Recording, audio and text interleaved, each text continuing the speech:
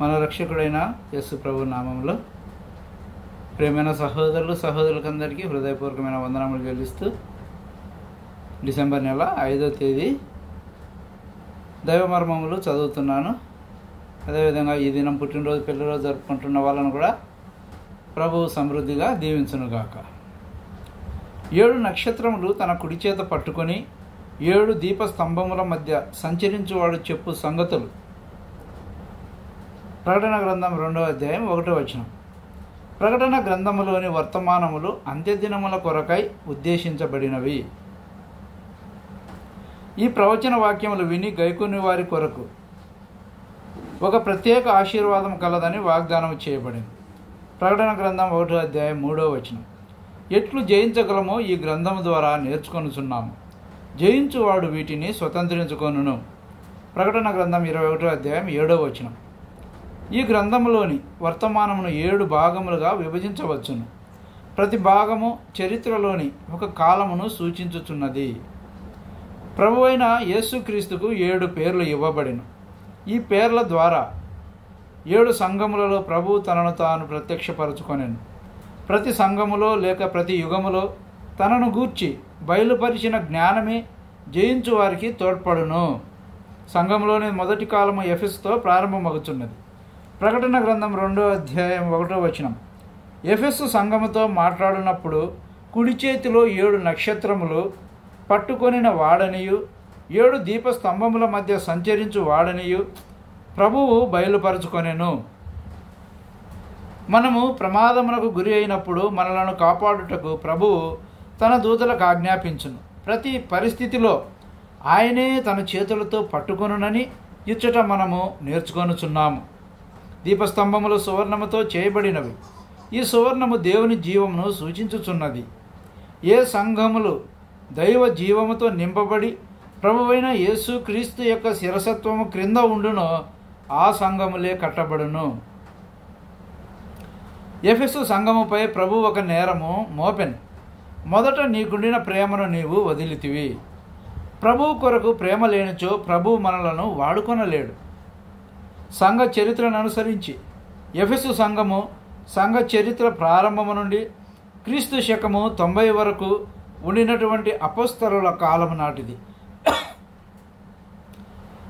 క్రీస్తు ప్రభువు 7 నక్షత్రములు చేత పట్టుకొని సువర్ణ దీప స్తంభముల మధ్య సంచరించువానిగా ఈ సంఘమునకు బయలుపరుచుకొనెను.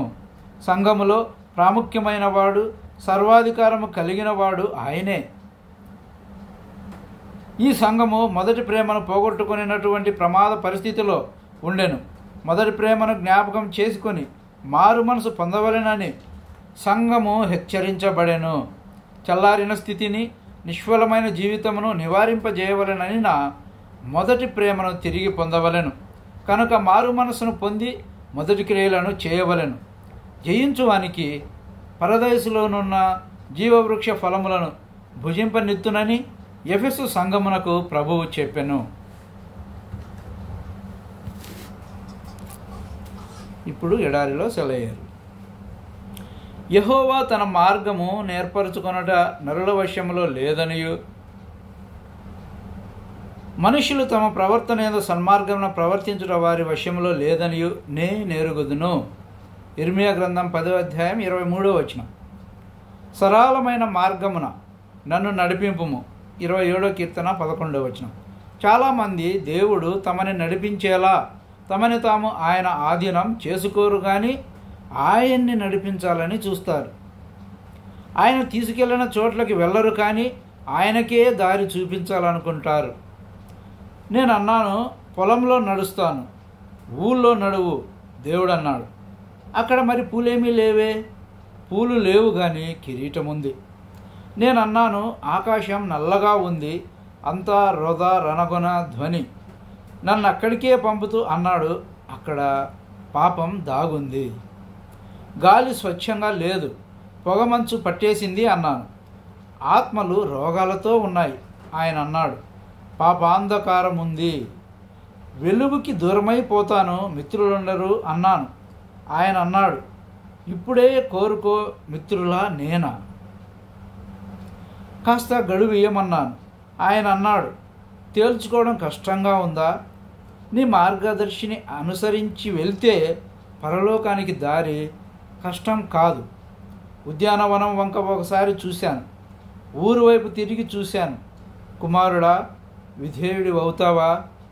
అప్పుడు అన్నాడు, కిరీటం కోసం పూలను వదులుతావా? ఆయన చేతిలో పడింది చేయి. నా హృదయంలోకి వచ్చాడాయన. ఆ దివ్య కాంతిలో నడిచాను. నిజానికి ఒకప్పుడు భయపడ్డ నేను. అందరికీ వందనాలు. Thank you.